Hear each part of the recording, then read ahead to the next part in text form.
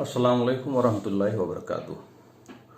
बहुत सारे लोग जो सलीमुल फितरत हैं, नेक हैं, अच्छे लोग हैं, चाहे वो किसी धर्म के मानने वाले हों, तो उनके अंदर ये अक्सर बेचैनी रहती है कि दुनिया में इस तरह का फसाद, कीटाल, धर्म के नाम पे, नेशन के नाम पे, नेशन सुप्रीमेसी के नाम पे, रेस के नाम पे, जाति के नाम पे ये क्यों है, या रंग के नाम पे ये क्यों है। तो ये चीज़ें हमें समझनी चाहिए कि ये कायनात जो है, ये कायनात अल्लाह चला रहा, परमेश्वर चला रहा, और उसके कुछ कानून हैं, उसके कुछ तरीके हैं। कुरान में आता है वहीं अमसिस्कल्लाह बिजुर्रिन फला कास्फला इल्ला हुआ वहीं युरिद का बिखैरन फला राद अली फजली युसीबु बिही मन यशा मिन इबादी। अगर वो मालिक किसी के साथ कोई तकलीफ देना चाहे किसी को, तो दुनिया की कोई ताकत उस तकलीफ को नहीं हटा सकती सिवाय मालिक के। और अगर वो किसी के साथ खैर का काम करना चाहे, तो दुनिया की कोई ताकत उसे नहीं रोक सकती। तो ये तो तसव्वुर में होनी चाहिए कि जो चीज़ भी होता है वो अल्लाह की तरफ से होता है, परमेश्वर की तरफ से होता है। लेकिन वो क्यों होता है, और दुनिया में फसाद और क़िताल क्यों होता है। तो कुरान की आयत है, उसमें कहा जाता है ज़हर अल फसाद फिल बर्र वल बहर बिमा कसबत ऐदिन नास लियुज़ीक़हुम बाज़ अल्लज़ी अमलू लअल्लहुम यरजिऊन। दुनिया में जो फसाद फैलता है या फैल गया खुश्की में और तरी में, उसके लिए इंसान खुद जिम्मेदार है। और ये इसलिए होता है ताकि अल्लाह ताला आजमाए, किसी को मज़ा चखाए उसके बुराइयों की वजह से, लअल्लहुम यरजिऊन, ताकि वो लौट आए। देखिए, हमेशा से मालिक जो है हमारा एक ही है, दो नहीं है, तीन नहीं है, अनेक नहीं है, वो मालिक एक ही है। और कुरान में भी 99 नाम है, लेकिन 99 खुदा नहीं है, एक ही का 99 नाम है। वो सिफाती नाम है, एट्रीब्यूट्स है, जो बैक वक्त वो परमेश्वर जो है उस प्रॉपर्टीज़ को, उस ताकत को, उस प्रॉपर्टीज़ को होल्ड करता है। अल्लाह के अलावा अर्रहमान, अर्रहीम, अर्राज़िक, अलखालिक, अलमालिक, अलहादी, ये जो नाम है कि मतलब वो रहम करने वाला, दया करने वाला है ना, हिदायत देने वाला, ज्ञान देने वाला, वो सारे नाम उसी के हैं, और वो सृष्टि को वही चला रहा है। तो ये चीज़ें जो हमें तसव्वुर में होना चाहिए कि हमारा मालिक एक ही है, और दो नहीं है, अनेक नहीं है, सेम चीज़। स्वामी दयानंद सरस्वती अपनी किताब में कहते हैं सत्यार्थ प्रकाश में कि उस परम कल्याणकारी परमेश्वर का नाम जो मेन है ओम है, बाकी सारे नाम जो हैं वो उनके सिफात है, उनके एट्रीब्यूट्स हैं, मतलब उन सारी प्रॉपर्टीज़ को बैक वक्त होल्ड करता है। जैसे ओम के अलावा जो नाम है ब्रह्मा, ब्रह्मा का मतलब होता है क्रिएटर, बनाने वाला, खालिक, जैसे उधर नाम है ना। विष्णु का मतलब होता है पालनहार, रब एक नाम है। महेश का मतलब होता है डिस्ट्रॉयर, जो मालिक यौमुद्दीन है, क़यामत का मालिक है, जो उस धरती को जब एक दिन ख़त्म करेगा।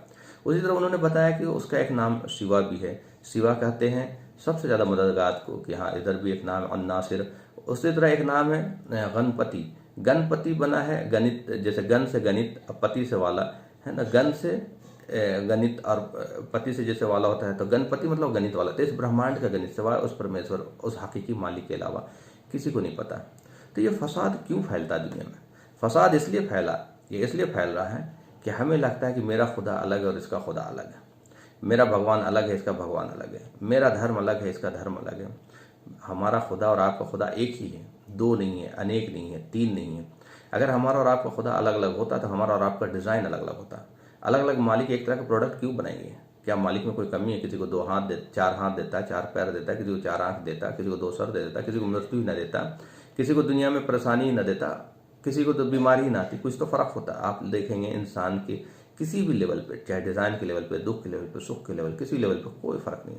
तो इस बात का सबूत है कि हमारा और आपका मालिक एक है। और ये बहुत बड़ी बात है कि अगर मालिक एक है तो ज्ञान भी एक होगा, कानून भी एक होगा, और वो जो कुछ भी होना है इस जीवन के बाद, जो अनंत जीवन है, वो भी सबके साथ एक ही तरह का मामला होगा। तो ये कंसेप्ट हम इसलिए नहीं समझ पा रहे हैं कि हमें लगता है कि हमारा भगवान और इसका भगवान अलग है, तो इस चीज़ पे हम तस्वूर नहीं दे पाते। अगर मालिक एक है तो ज्ञान एक होगा। एक माँ अपने दो बच्चे को दो अलग अलग ज्ञान नहीं देती कि एक को कहेगी चोर बन जाए, एक को कहेगी पुलिस बन जाए। एक बाप अपने दो बेटे को अलग अलग ज्ञान नहीं देता है ना। तो वो मालिक हमें 10 तरह का ज्ञान देगा ताकि लोग कन्फ्यूज हो जाएं, दुनिया में फसाद फैल जाए, दुनिया में क़िताल फैल जाए। नहीं, ज्ञान एक ही है। ये एक ख़ास बात है, चाहे वो वेद का ज्ञान हो, चाहे वो कुरान का ज्ञान हो, चाहे वो बाइबल का ज्ञान हो। जो मूल ज्ञान है वो एक ही है, दो हो नहीं सकता, कदापित हो नहीं सकता। तो ये चीज़ें हमें जानने की ज़रूरत है, हमें एक्सप्लोर करने की ज़रूरत है। जो लोग पढ़े लिखे लोग हैं, समझदार हैं, मालिक ने, परमेश्वर ने, अल्लाह ने हमें बुद्धि दिया है, हमें ज्ञान दिया है, हमें समझ दी है, तो हमें थोड़ा सा वक्त निकालना चाहिए समझने में। हमें पढ़ना चाहिए, कुरान भी पढ़ना चाहिए, वेद भी पढ़ना चाहिए, बाइबल भी पढ़ना चाहिए, ताकि उसकी जो बेसिक है, उसके जो सार है, उसका जो निचोड़ है, उसको हम समझ सकें। और उस निचोड़ को समझने के लिए भी बहुत सारे स्कॉलर्स ने अपने अपने तरीके पे जो काम किए हैं, अपने अपने तरीके पे किताबें लिखी हैं, हम उसको भी समझने की कोशिश करें। सवाल है कि हम बेसिक को समझें। हम क्या है कि बेसिक को समझने के बजाय हम उनके दूसरे एस्पेक्ट्स को, एक दूसरे को नीचा दिखाने के लिए दूसरे एस्पेक्ट्स को एक्सप्लोर करना शुरू करते हैं और एक दूसरे को नीचा दिखाने की कोशिश करते हैं। लेकिन ये बात तय है कि हर इंसान को मृत्यु का मज़ा चखना है, मौत का मज़ा चखना है, चाहे वो अमीर हो, चाहे वो गरीब हो, चाहे वो किसी धर्म में हो, चाहे वो किसी कंट्रीज़ में हो, चाहे वो कितना पावरफुल हो, चाहे वो कितना दौलतमंद हो, हर इंसान को मौत का मज़ा चखना है। तो ये मौत क्यों है? यहीं छोड़ देता है इस दुनिया में रहते, है ना। उसने जो पैदा किया वो हमें अपने तरफ खींच क्यों लेता है, अपनी तरफ लौटा क्यों लेता है? हम तो नहीं चाहते, कोई भी नहीं चाहता मरना, लेकिन एक दिन हमें मरना है और लौटना है। तो ये लौटना क्यों है, इस पे हमारा गौर फिक्र होना चाहिए। अक्सर हमारे रिलेटिव कोई मर गए तो हमें लगता है कि भाई उनका वक्त आ गया, हमारा तो वक्त आएगा ही नहीं। हमें गौर फिक्र करना चाहिए अपने मौत पे, अपने मृत्यु पे। इससे हमें गौर फिक्र करने का मौका मिला है कि ये मृत्यु की है। तो ये मृत्यु इसलिए है कि मालिक ने हमें पैदा एक ख़ास मकसद के लिए किया। दुनिया में कोई भी बगैर मकसद नहीं है। इंसान असफुल मखलूक़ात है, best creation of the universe है। तो हमें भी बगैर मकसद थोड़ी पैदा किया। ये कायनात बगैर मकसद के मालिक ने थोड़ी बनाई। ये तो गुमान उन लोगों का है जो लोग मालिक में आस्था नहीं रखते, वरना ये मालिक ने बेकार में ये दुनिया नहीं बनाई। तो हमें पैदा किया, कुरान में आता है वमा खलक़तुल जिन्न वल इंसा इल्ला लियअबुदून। हमने नहीं पैदा किया जिन्नात इंसान को मगर अपनी बंदगी के लिए। भाई ये धरती जो है उस मालिक का है और मालिक ने हमें पैदा किया है ताकि हमारा इम्तिहान, हुवल्लज़ी खलक़ल मौता वल हयाता लिनब्लुवकुम अय्युकुम अहसनु अमला। उसने हमें जीवन और मृत्यु के चक्र में इसलिए बांधा ताकि वो आजमाए कि हमें से बेहतरीन कौन इंसान है। तो जो लोग मालिक में आस्थावान होंगे, अच्छे कर्म करेंगे। अच्छे कर्म कौन डिफाइन करेगा? मालिक खुद डिफाइन करता है डिवाइन रिविलेशन के जरिए, चाहे वो वेदों में हो, चाहे कुरान में हो, चाहे बाइबल में। आप देखेंगे अच्छे कर्म के लेवल पे भी कहीं कोई फ़र्क नहीं है। कोई ये नहीं बोलेगा कि चोरी करना जायज़ है, कोई नहीं बोलेगा धोखा देना जायज़ है, कोई नहीं बोलेगा माँ बाप को सताना जायज़ है। तो आप देखेंगे अच्छे कर्म पे हम सब यक जाएँ। तो मालिक में आस्थावान होना, अच्छे कर्म करना, सत्य बात की वसीयत करना, सब्र करना, उन्हीं का वास स्वर्ग होगा। तो ये चीज़ें चूँकि हमारे जहन से निकल गई है, इसलिए दुनिया में फसाद फैल रहा है और हमेशा से फसाद होता रहा है। और अल्लाह ताला हमेशा से अलग अलग कौमों के ऊपर जो है एक तरह से आजमाइश में डालता रहा है। इसी चीज़ को अल्लाह ताला ने कुरान में भी बताया कि क्या तुम दुनिया में घूमते नहीं, देखते नहीं? हमने बहुत सारे कौमें हलाक कर दी जो हमारी नाफरमानी करते थे, रसूलों का मजाक उड़ाते थे। ये बहुत ख़ास बात है कि जब जब रसूल आए हैं, दूत आए हैं ज्ञान देने के लिए, मालिक कभी इस धरती पर इंसान बनकर नहीं आया और उसकी ज़रूरत ही नहीं है। मालिक ने हमेशा से इंसानों में से इंसानों को चुना और उसको ज्ञान दिया और उसको मैसेंजर बनाया, दूत बनाया, ताकि वो लोगों को ज्ञान दे सके। तो हमेशा से मालिक ने एक यही तरीका रहा।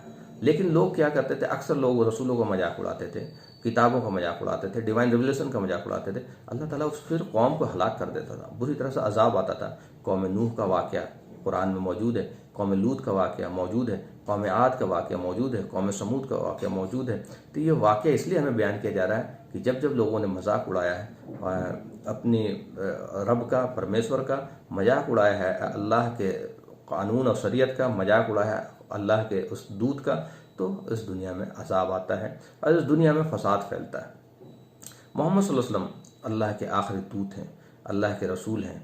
जैसे और भी दूत आए, कुरान में आता है हमने इस धरती में कोई ऐसा कौम या नेशन नहीं छोड़ा जहाँ अपने दूत या रसूल ना भेजे हो, है ना। तो मोहम्मद सल्लल्लाहु अलैहि वसल्लम आखिरी दूत हैं। लेकिन जिस तरह से लोग उनका मजाक उड़ा रहे हैं, जिस तरह से लोग उनको बुरा भला कह रहे हैं, जिस तरह के लोग उनका उपहास कर रहे हैं और उनकी उन बातों को मतलब तोड़ मरोड़ करके उनकी पर्सनल लाइफ को और तोड़ मरोड़ के पेश कर रहे हैं, एक तरह से मजाक उड़ाने के लिए, नीचा दिखाने की कोशिश कर रहे हैं। ये बड़ा सख्त हमारे लिए एक वार्निंग है कि अल्लाह के रसूल हैं, अल्लाह के दूत हैं।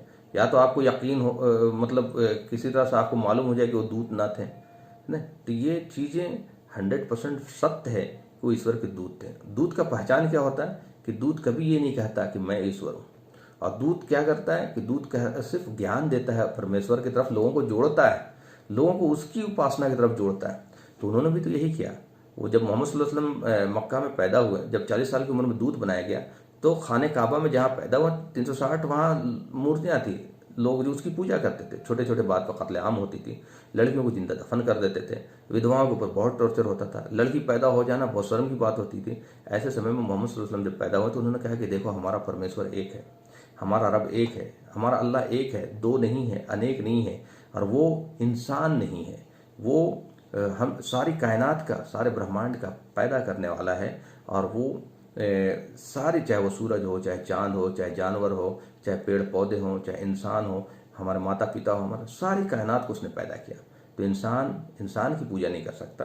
भाई इंसान कहे कि मैं ईश्वरीय आदमी हूँ, अल्लाह वाला हूँ, आप मेरे, तो कहेगा ना भाई आपके कौन से खास गुण है, आपको भी बीमारी लगती है, आपको भी बुखार आता है, आपको भी पेन होता है। तो इन बाकी तो पेड़ पौधे छोटे हैं, सूरज चांद तो छोटे हैं, उस परमेश्वर के अलावा कोई बचता ही नहीं जिसकी उपासना की जाए और जिसके आगे बंदगी इख्तियार की जाए। जो वो कहेगा करूंगा, जिससे रोक दूंगा रुक जाऊंगा।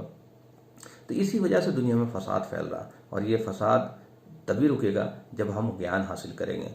Knowledge is the ultimate liberator of humanity. हमें ज्ञान हासिल करना चाहिए, कुरान का ज्ञान, चूंकि ये आखिरी अब फाइनल रिविलेशन है, और इन सारी शुरुआत से लेकर के जब से अल्लाह ताला ने इंसानों को भेजा और उससे पहले और आखिरत, सारी चीज़ें उसको एक तरह से सारी इन्फॉर्मेशन इसमें डाल दी गई है। और हमें दूसरे क्या किताबों को भी पढ़ना चाहिए, चाहे वेद हो चाहे बाइबल हो। तो आप देखेंगे कि मूल ज्ञान में कोई फ़र्क नहीं। मूल ज्ञान ये है कि हमारा मालिक एक है, उसी की बंदगी इख्तियार करेंगे और अच्छे कर्म करेंगे, सत का तो हमारा ठिकाना हमेशा हमेशा के लिए स्वर्ग होगा, नहीं तो हमेशा हमेशा के लिए नर्क होगा, जहाँ उड़ना भी आग होगा, बिछोना भी आग। इस दुनिया की तकलीफ कोई तकलीफ नहीं है जो भयानक तकलीफ नर्क में इंसान जलेगा, और इस दुनिया की ऐश व इसरत कोई इसरत नहीं जो बेहतरीन ऐश आराम की जगह जो स्वर्ग होगा। तो दुनिया की सबसे बड़ी, आखिरत की जिल्लत सबसे बड़ी जिल्लत होगी, दुनिया की जिल्लत कोई जिल्लत नहीं, और आखिरत की इज्जत सबसे बड़ी इज्जत होगी। इस दुनिया की इज्जत कोई इज्जत नहीं उसके सामने। तो ये दुनिया में लोग किताल जो कर रहे हैं या फसाद कर रहे हैं, या नबियों को गाली नौजुबिल्ला बुरा भला कह रहे हैं, रसूलों को बुरा कह रहे हैं, मोहम्मद सल्लल्लाहु अलैहि वसल्लम को बुरा भला कह रहे हैं, तो ये हमें अजाब की मुस्तहक बना देगा। और हमें डरना चाहिए, उन कौमों से सबक लेना चाहिए जिसका जिक्र कुरान में है, जिसका जिक्र और ग्रंथों में। व आखिर दावाना अल्हम्दुलिल्लाहि रब्बिल आलमीन।